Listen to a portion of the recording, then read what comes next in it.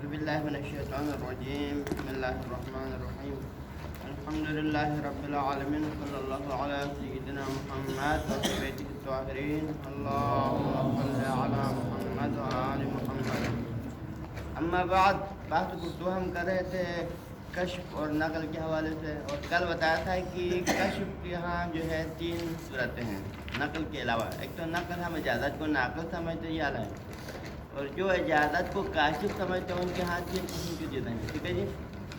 ایک اجازت کاشف ہے اور کشف حقیقی ہے اور اجازت شرط متاخر ہے یعنی کہ مشروط پہلے حاصل ہوا نقل ملکیت اور اجازت بعد میں یعنی خود نفس اجازت شرط ہے شرط متاخر کے طور پر. یہ دوسرا نظریہ یہ ہے کہ اجازت ہی شرط ہے لیکن شرط متاخر نہیں بلکہ تعقب الاجازت یعنی نفس اجازت شرط نہیں ہے بلکہ شرط کیا ہے تعقب یا لحوق الاجازت شرط ہے جو کہ شرط مقارن ہے متاخر نہیں ہے. ہاں جی یہ دوسرا نظریہ ہے. اور تیسرا نظریہ یہ ہے کہ کشف ہے اجازت لیکن کشف حقیقی نہیں بلکہ کشف حکمی ہے. کشف حکمی کسے کہا جاتا ہے کہ اصل مبیع و ثمن کا نقل و انتقال تو نہیں ہوتا ہے لیکن اس کے نماعات جو منتقل ہو جاتا ہے. یہ تیسرا نظریہ کشف حکمی ہے. اور نقل کا مطلب کیا ہوتا ہے کہ کچھ بھی کشف نہیں ہے بلکہ جس دن اجازت ہو کہ اسی دن سے آگے نقل ملکیت بھی اسی دن ہونا ہے اور نماعات کے انتقال بھی اسی دن سے آگے. اس سے پہلے کچھ بھی منتقل یہ کیا ہے کشف ہے یعنی کیا ہے نقل ہے. ٹھیک ہے. اب کل ہم نے آخر میں جو پوائنٹ بتایا تھا وہ یہ تھا کہ اگر ہم عمومات اور قواعد فقہیہ کو مد نظر رکھ کے دیکھیں کہ ان 4 صورتوں میں سے کون سا زیادہ ہے تو پھر سب سے زیادہ جو عمومات اور قواعد فقہیہ کے قریب کیا ہے نقل ہے. اگر آپ اجازت کو ناقل سمجھیں تو کیا ہوتا ہے یہ عمومات اور قواعد فقہیہ سے زیادہ قریب پہنچنا ہے. ہاں جی کس کے مقابلے میں کشف کے مقابلے میں. اب کشف کی جو چیزیں صورتیں ہیں اس کو الگ رکھیں تو نقل ان تینوں صورتوں سے زیادہ کیا ہے قواعد کے زیادہ مطابق ہے. اب اس کے بعد دوسرے نمبر پر قواعد کے ساتھ زیادہ قریب ہے وہ کیا ہے کشف حکمی ہے. کشف حکمی کیا حقیقت میں کیا ہوتا ہے کشف حکمی اصل میں تو نقل ہے نا. کشف حکمی میں نقل ملکیت کب ہوتا ہے اجازت کے دن سے لیکن اس سے پہلے اصل مبیع تو منتقل نہیں ہوتا ہے بلکہ منتقل کیا ہوتا ہے فقط نماعات کی حد تک منتقل ہو جاتا ہے. تو یہ حقیقت میں نقل ہے لیکن کشف سے ملتا جلتا ہے. ٹھیک ہے. تو یہ اس کے بعد ہے. اس کے بعد پھر کشف کی جو دوسری صورتیں بعد میں آ جاتا ہے. کل ہم نے بتایا تھا لیکن آج اب آتے ہیں ہم ادلہ خاصہ کی طرف. کون سا ادلہ خاصہ جو عقد فضولی سے مختص جو روایات ہیں جیسے کہ صحیح محمد بن قیس ہیں اس طرح کی دیگر اور بھی روایات ہیں کہ اس میں دیکھو یہاں پر آپ کو یہ بتانا چلوں کہ عمومات اور قواعد سے رجوع کرنا کب پڑ جاتا ہے کہ جب آپ کو دلیل خاص نہ ہو کیونکہ ایک عام ہوتا ہے خاص ہوتا ہے تو پھر خاص عام کے لیے کیا بنتا ہے مخصص بن جاتا ہے. خاص کی موجودگی میں پھر مسئلہ عموم وغیرہ اطلاقات وغیرہ جاری کرنے کی نوبت نہیں آتی ہے لیکن اگر وہ خاص نہ ہو تو پھر عموم پہ جاتا ہے. اب عمومات کا تقاضا تو کیا ہے اجازت کو ناقل ہونا چاہیے. اب آتے ہیں ادلہ خاصہ کا تقاضا کیا ہے فرض کرتا ہے محمد بن قیس ہیں اس طرح عروہ بارقی وغیرہ ہے تو ان کا تقاضا کیا ہے یہ کشفیت کا تقاضا کرتا ہے یا ناقلیت کا تقاضا کرتا ہے. اس میں ہمارا موضوع گفتگو چلا. ٹھیک ہے جی.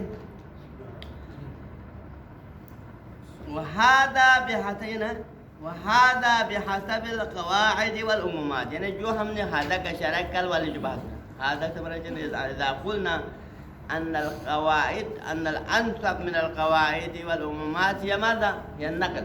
یہ کہا تھا نا عمومات سے زیادہ قریب تر کیا ہے نقل ہے کہا تھا نا. تو یہ کس کے مطابق ہے بحسب القواعد والعمومات. یہ قواعد اور عمومات کو مد نظر رکھ کے ہم نے کہا تھا کہ نقل زیادہ قریب تر ہے.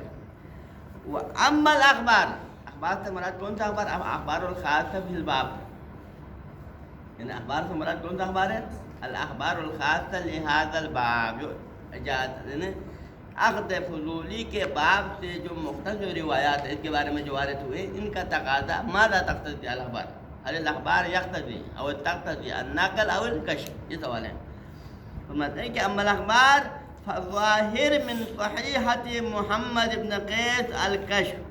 اگر ہم یہاں اس باب میں وارد شدہ روایات میں دیکھیں تو سب سے پہلے جو روایت آتا ہے محمد بن قیس کی روایت ہے اور محمد بن قیس کی روایت جیسا کہ آپ جانتے ہیں اس میں قضیہ کیا ہوتا ہے قضیہ یہ ہوتا ہے کہ بیٹا باپ کی اذن کے بغیر اس کی کنیز کو فروخت کرتا ہے پھر بعد میں باپ آ کے امام کے سامنے شکایت کرتا ہے کہ میرے بیٹے نے میرے کنیز کو میرے اذن کے بغیر فروغ کیا. پھر وہاں پر بعد میں کیا کرتا ہے کہ معاملہ آخر آنے کے بعد امام حکم دیتا ہے کہ آپ اس کے بیٹے کو حبس میں رکھیں یہاں تک کہ وہ جو ہے کیا ہو جائے, معاملہ تمہارے ہاں میں نافذ ہو جائے.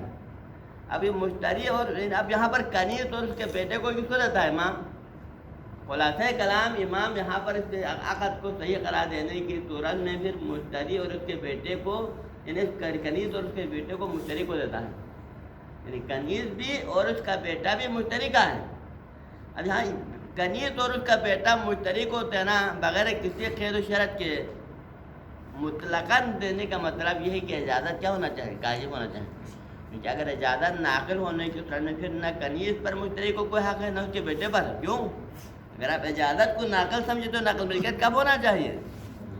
مالک اصلی جس دن اجازت دے گا اسی دن نقل ملکیت ہوگا. پھر کنیز مشتری کا ہوگا اور اس کا بیٹا بھی مشتری کا ہوگا. لیکن اس سے پہلے کیا ہوتا ہے, نقل ملکیت ہوا ہی نہیں ہے تو کنیز بھی اسی مالک اصلی کی ملکیت میں ہے اور بھی بیٹا پیدا بھی کسی ملکیت میں ہوا ہے, اس کے اپنی ملکیت میں. تو لہٰذا سر میں مشتری کو ہونا چاہیے.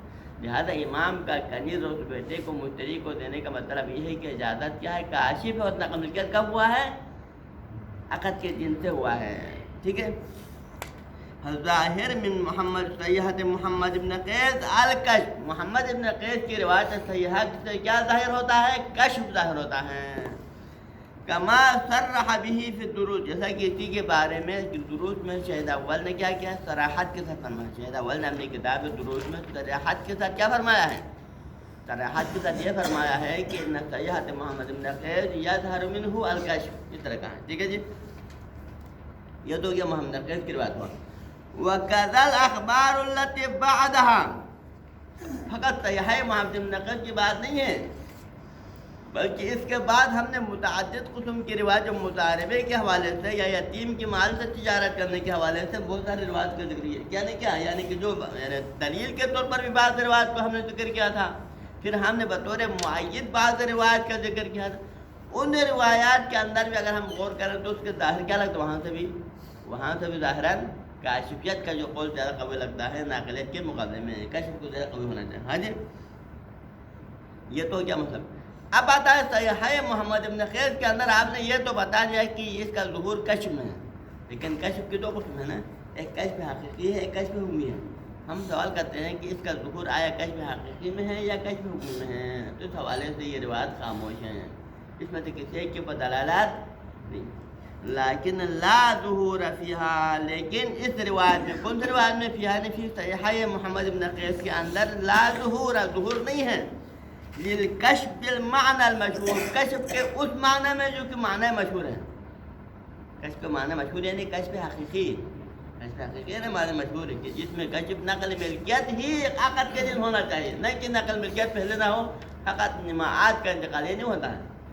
کشف کا مشہور معنی یعنی کشف حقیقی ہے کہ جس دن عقد ہو جائے گا اسی دن نقل ملکیت ہونا ہے. ہاں جی, تو لہٰذا اس بنا پر اس کے اندر کشف حقیقی میں ظہور نہیں ہے. لہٰذا اس بنا پر فتحتمل الکشف الحکمی, لہٰذا اس بنا پر احتمال ہے کہ صحیح محمد قیس سے مراد کشف حکمی مراد ہو سکتا ہے اس میں مراد کشف حقیقی مراد ہو.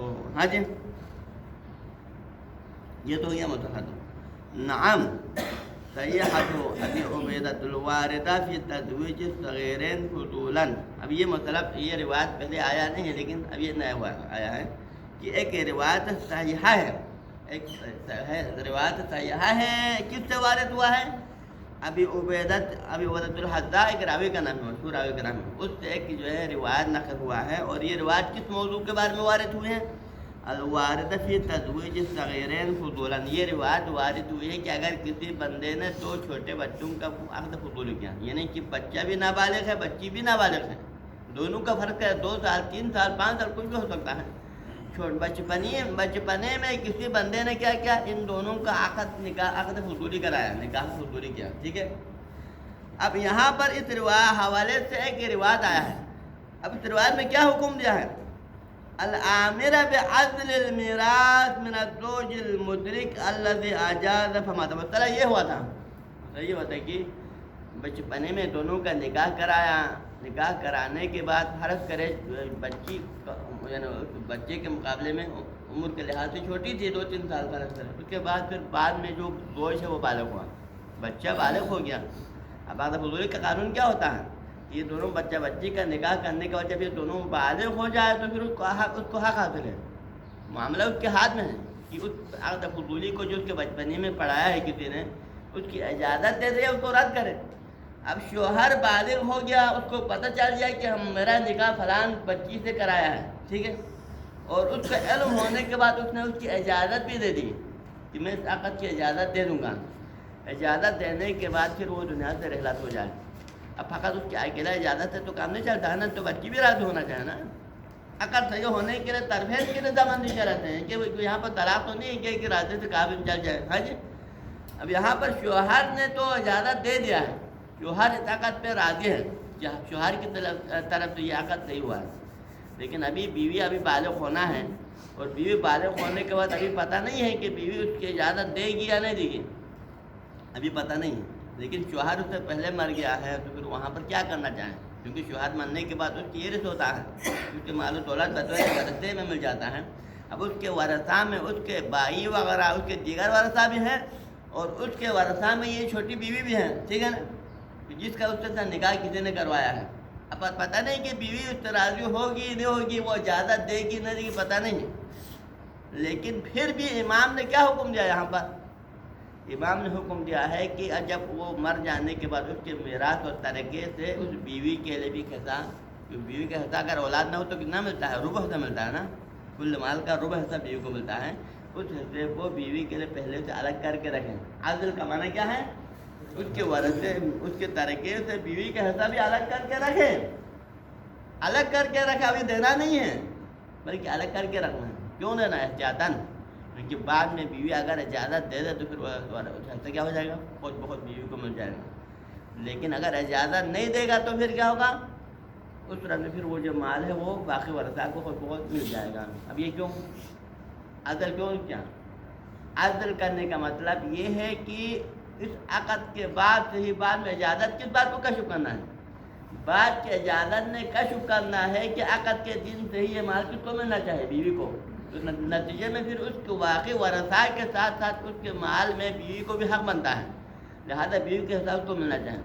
اگر آپ اجازت کو کاشف کرا دینے کی صورت، ناقل کرا دینے کی صورت میں سرے سے عدل کا معنی نہیں رکھتا ہے. کیوں معنی نہیں رکھتا ہے؟ کیونکہ اجازت تو بعد میں آنا ہے نا. تو اجازت کے دن سے ہی کیا ہونا چاہیے؟ پھر وہاں سے نقل ملکیت ہونا چاہیے. اور اجازت کے دن نقل ملکیت ہونے سے پہلے کیا ہوتا ہے؟ پہلے استعمال ورثہ کی ملکیت میں جاتا ہے، جاتا نہیں جاتا ہے. اگر آپ اجازت کو ناقل کرا دینے کی صورت میں بیوی نے اجازت کب دی ہے؟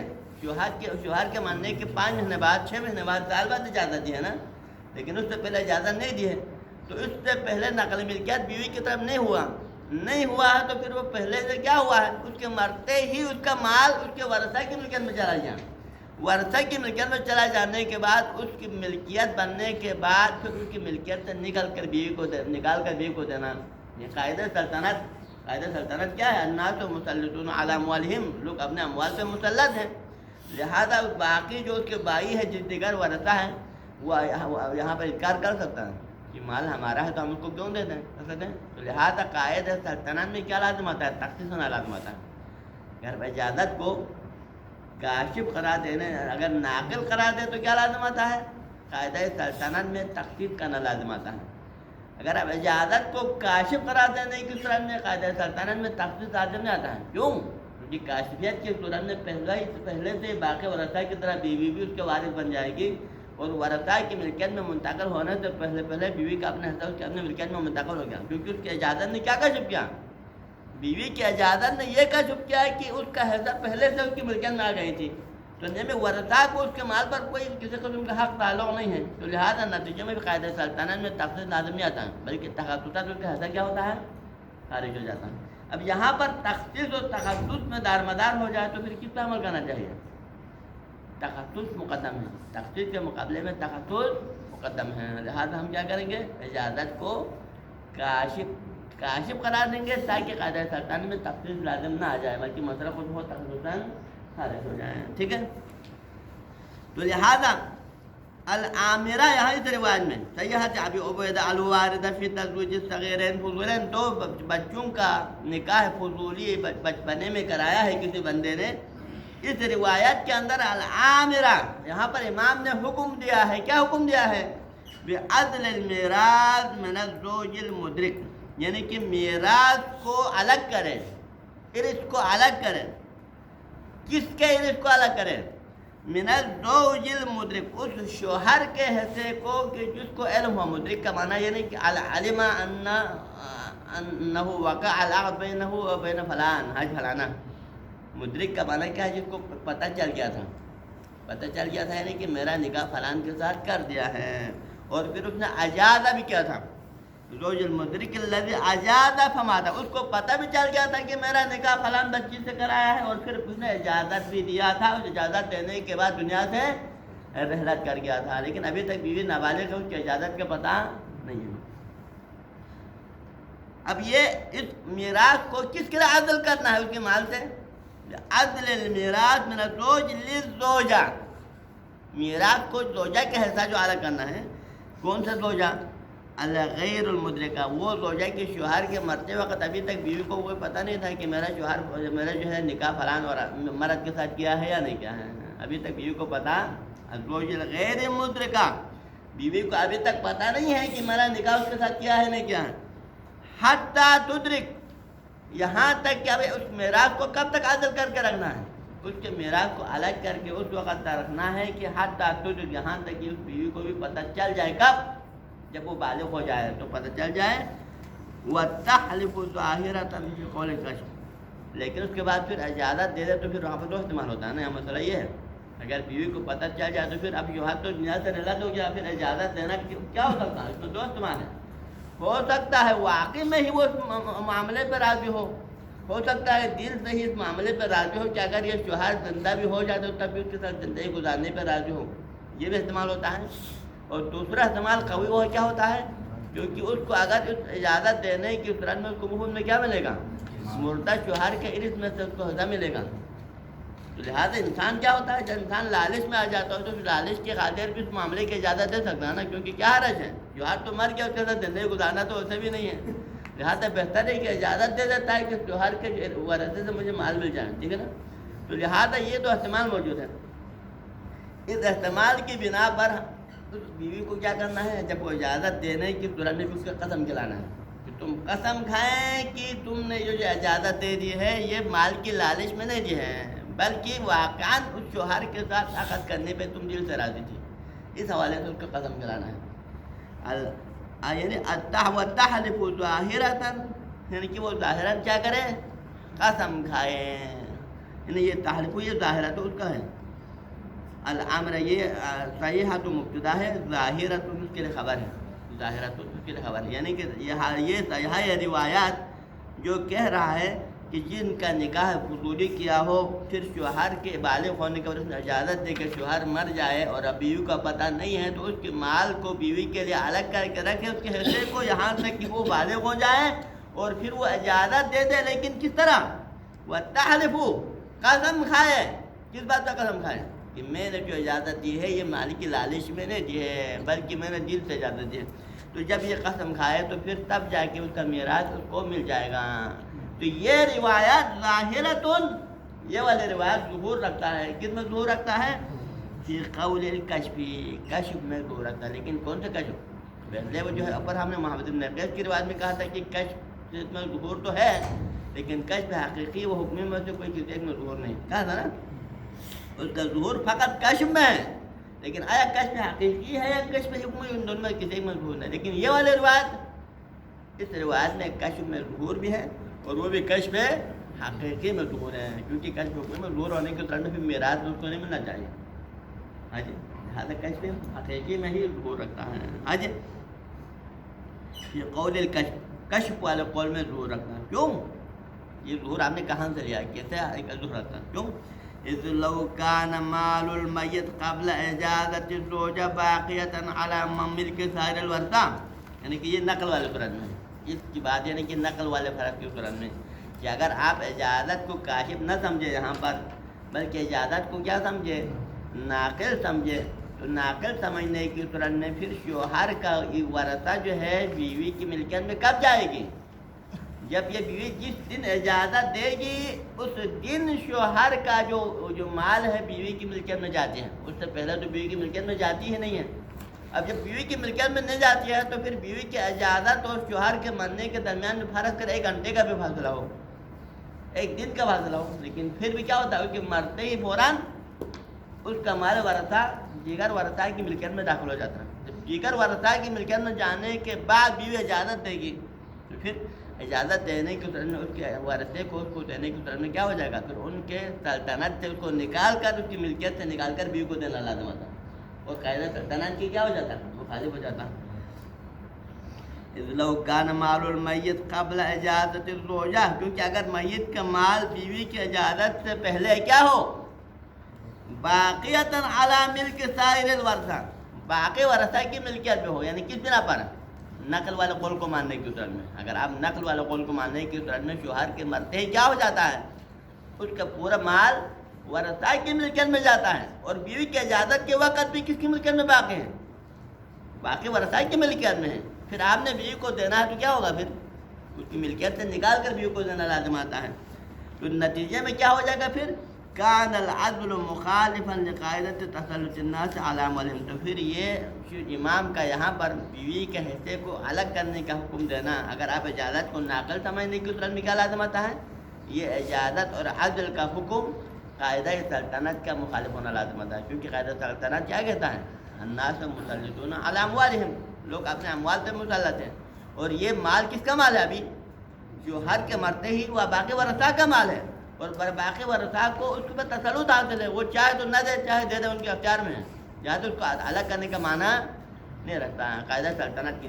اور لہٰذا اس بنا پر اگر فرض کر امام کے قول خاص کے ذریعے سے اگر آپ اس کو ان کی ملکیت سے نکال کر بیوی کو دینے کی صورت میں کیا لازم آتا ہے؟ پھر قاعدہ سلطنت میں تخصیص ہونا لازم آتا ہے کہ ہر جگہ پر تو پھر لوگ اپنے اموال پہ مسلط ہیں، لیکن اس مورد میں آ کے پھر وہ اپنے اموال پہ مسلط نہیں ہیں، پھر یہ تخصیص ہو جاتا ہے. ٹھیک ہے. اطلاق الحکم بالعدل، لہذا یہاں پر ہم نے 2 چیزوں کو منظم کر کے، دونوں کو جمع کر کے نتیجہ کیا نکالنا ہے؟ کشف والا نکالنا ہے. ہم نے نتیجہ کیا نکالنا ہے؟ اس روایت سے کشف والے رائے کو بطور نتیجہ نکالنا ہے. لیکن کشف والے رائے کو بطور نتیجہ نکالنے کے لیے فقط اکیلا روایت سے نہیں نکلتا ہے، بلکہ اس روایت کو قاعدہ سلطنت کے ساتھ کیا کرنا پڑے گا؟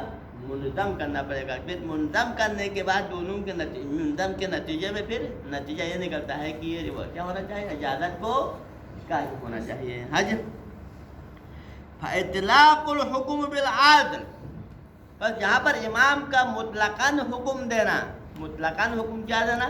کہ بیوی کے مال کو عدل کر کے رکھے. یہاں پر امام نے یہ تو حکم نہیں دینا کہ اگر بعد میں بیوی اجازت دینے کی صورت میں پھر وہ مال بیوی کو دے دو، اگر بعد میں بیوی اجازت نہ دیتے تو بیوی کو اس طرح کہ یہاں پہ کسی کو شرائط نہیں لگا دیا. مطلقاً امام نے عدل کا حکم دے دیا. تو یہ عدل کا حکم منظمن الی عموم الناس مسلطون علی اموالهم، اس حکم کو آپ جو ہے قاعدہ سلطنت کی دلیل کے ساتھ منظم کریں. اس کی دلیل کیا ہے؟ قاعدہ سلطنت کی دلیل الناس مسلطون علی اموالهم ہے، اس کے ساتھ منظم کریں. جب منظم کریں گے تو کیا فائدہ ہوگا؟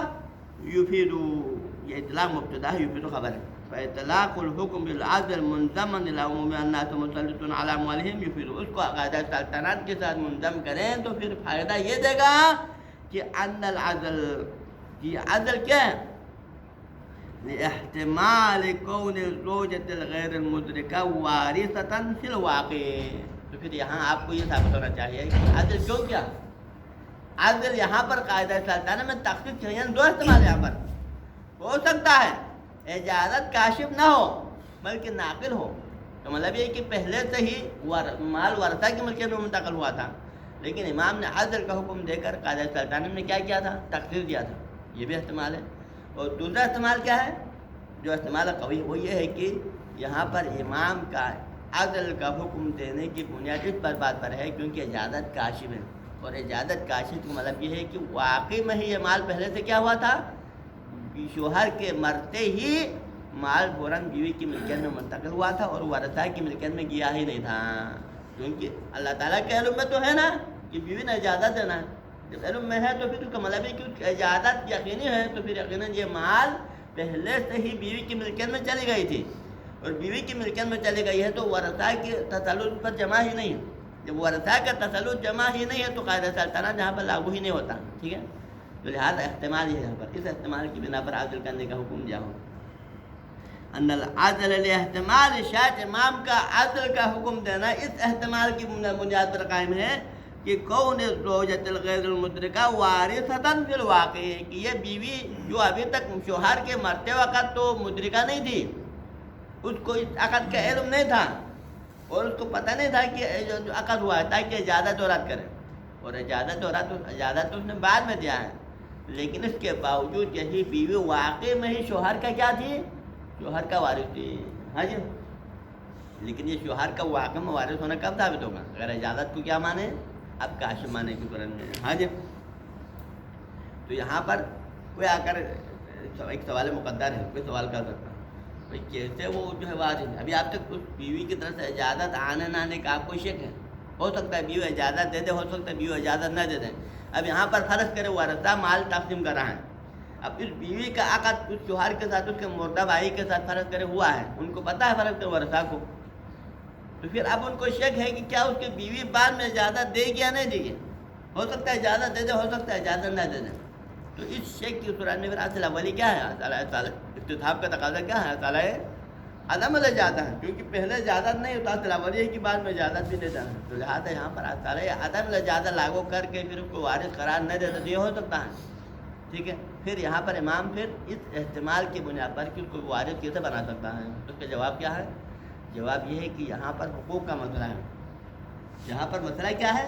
حقوق کا مسئلہ ہوتا ہے، تو حقوق کے مسئلے کے اندر وہاں پر استتاب سے زیادہ احتیاط مقدم ہوتا ہے، وہاں پر احتیاط کو مد نظر رکھا جاتا ہے، اور احتیاط کا تقاضا یہ ہے کہ اگر واقعی میں فرض کرے اگر یہ بیوی اجازت دے دیں اور آپ اصل عدم اجازت کی بنیاد پر بیوی کے حق کو کسی دوسرے کو دے دیں اور بعد میں واقعی میں بیوی اجازت دے تو کیا لازم آتا ہے؟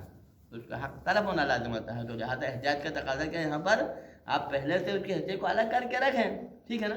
اس طرح ایک اور مسئلہ آپ اسی کو آپ تطبیق کریں گے کس اور مسئلے پر، اگر یعنی مثلا ایک بندہ دنیا سے رحلت ہو گیا، اس کے 4 بیٹے پہلے سے موجود ہیں اور اس کی بیوی حاملہ بھی ہے، فرض کریں 4 بیٹے موجود ہیں اور اس کی بیوی حاملہ بھی ہے، اب اس کے پیٹ میں بچی ہو سکتا ہے، بچہ بھی ہو سکتا ہے، دونوں استعمال ہے، ایک بچی بھی ہو بچہ بھی ہو سکتا ہے، 2 بچہ بھی ہو سکتا ہے، استعمال ہے نہیں ہے۔ تو یہاں پر شریعت کیا کہتا ہے؟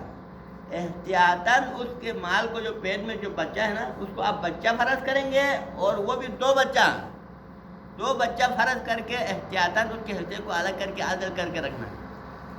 اگر عدل کر کے رکھنے کے بعد آپ کا استعمال درست نکل جائے تو پھر الحمدللہ ان کو اپنا حصہ مل جائے گا، لیکن اگر وہ بعد میں استعمال اگر غلط ہو جائے، فرض کر وہ بچے کا حصہ نکالا تھا لیکن بچی تھی، یا آپ نے 2 بچے کا حصہ نکالا تھا لیکن 1 بچہ تھا، پھر بعد میں پھر وہ واقع ورثہ میں بعد میں تقسیم ہوگا، لیکن احتیاطاً کیا کرنا پڑے گا؟ آپ کو زیادہ مقدار کو الگ کر کے رکھنا، یہ احتیاط کا تقاضا۔ اور یہاں پر بھی بیوی کی اجازت دینے دونوں کا استعمال موجود ہے، لیکن پھر بھی احتیاط کا تقاضا کیا ہے؟ اس کے حصے کو الگ کر کے رکھے تاکہ اجازت دینے کے بعد حق تلفی نہ ہو جائے، ٹھیک ہے۔ یہ سوال مقدر کا جواب ہے۔ فَكَأَنَّهُ احتیاط فی الاموال، گویا کہ یہاں پر کیا ہے؟ اموال کے مسئلے میں شاعری کی طرف سے احتیاط کا تقاضا ہے کہ اس بیوی کا حصہ الگ کر کے رکھیں۔ قد غلبہ الشارع علی اصالۃ عدم الاجازت، یعنی حقوق الناس کو اموال کے مسئلے میں، حق کے مسئلے میں احتیاط کو شارع مقدس نے استتاب پر مقدم رکھا۔ استتاب کا تقاضا یہ ہے کہ اجازت نہیں ہونا چاہیے، لہٰذا بیوی کے حق اس کو نہیں دینا چاہیے، لیکن احتیاط کا تقاضا کیا ہے؟ بیوی کے حصے کو الگ کر کے رکھنا چاہیے۔ تو کون مقدم ہے یہاں پر اموال کے مسئلے میں؟ احتیاط کو استتاب پر مقدم رکھنا چاہیے۔ حج قد غلبہ الشارع علی اصالۃ عدم الاجازت كعدل النصیب الحمل وجعلہ اکثر ما یحتمل، جیسا کہ اس کی مثال آپ کو شریعت میں ملتا ہے، کو چیک کر، وہ یہ ہے کہ حمل کے حصے کو اگر اس کا جو باپ ہے تو اگر اس کے حمل کے وہ دنیا میں آنے سے پہلے دنیا سے رحلت ہو چکا ہو تو پھر اس حمل کے حصے کو الگ کر کے رکھنا ہے۔ وجعلہ اکثر ما یحتمل، احتمال سے زیادہ مقدار، احتمال سے زیادہ، احتمال ایک بچہ پیدا ہونے کا احتمال ہے نا، لیکن آپ نے احتیاطاً 2 بچے کے ساتھ الگ کر کے رکھنا ہے، اسی مقدار سے زیادہ کو الگ کر کے رکھنا ہے تاکہ بعد میں بھی حق تلفی نہ ہو جائیں، ٹھیک ہے جی۔ اب خلاصہ کلام یہ ہوا کہ اس جو ہے محمد یعنی یہ تجویز و تغیرین والے روایت کو آپ قاعدہ سلطنت کے ساتھ منظم کریں تو کشف حقیقی بطور نتیجہ نکلتا ہے. کیوں؟ کیونکہ اگر آپ بطور نقل کو فرض کرنے کی اتران میں کیا لازم آتا ہے؟ قاعدہ سلطنت میں تخصیص ہونا لازم آتا ہے. لیکن اگر آپ کشف والے رائے کو ماننے کی اتران پر قاعدہ سلطنت میں تخصیص لازم آتا ہے. وہ اپنے عموم پر باقی رہے گا اور پھر یہ مورد تخصصاً قاعدہ سلطنت سے خود کو خارج ہو جائے گا. یعنی کہ قاعدہ سلطنت کے اندر شامل ہی نہیں ہوگا کیونکہ بیوی پہلے سے ہی شوہر کا وارث ہے اور مال جو باقی ورثہ کو دیا ہی نہیں ہے ڈائریکٹ بیوی کو ملے گا. تو لہٰذا قاعدہ سلطنت میں تخصیص لازم، تو لہٰذا تخصص مقدم ہے تخصیص کے اوپر. ٹھیک ہے، ختم ہو گیا.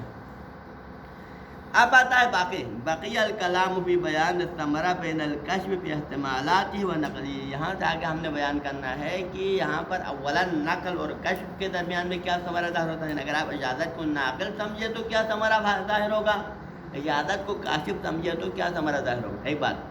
پھر کشف کے جو احتمالات ہیں، ہم نے 3 احتمالات دیتے ہیں کشف کے اندر. ان احتمالات کے اندر آپس میں ہم یہ کہیں گے کہ اگر کشف حکمی کو مانے تو کیا ثمرہ ہوگا، کشف حقیقی کو مانے تو کیا ثمرہ ظاہر ہوگا. پھر اس کے بعد کشف حقیقی کے اندر 2 احتمال ہے، ایک اجازت شرط ہے متاخر ہے، ایک اجازت کیا ہے نفس اجازت شرط ہے یعنی لحوق الاجازت. ان دونوں کے درمیان میں کیا ثمرہ ہے اس کو بھی ہم نے بیان کرنا ہے. ٹھیک ہے نا، ٹائم ہے یا نہیں ہے؟ ختم ہو گیا. صلی اللہ علیہ سیدنا محمد و آلہ الطیبین الطاہرین.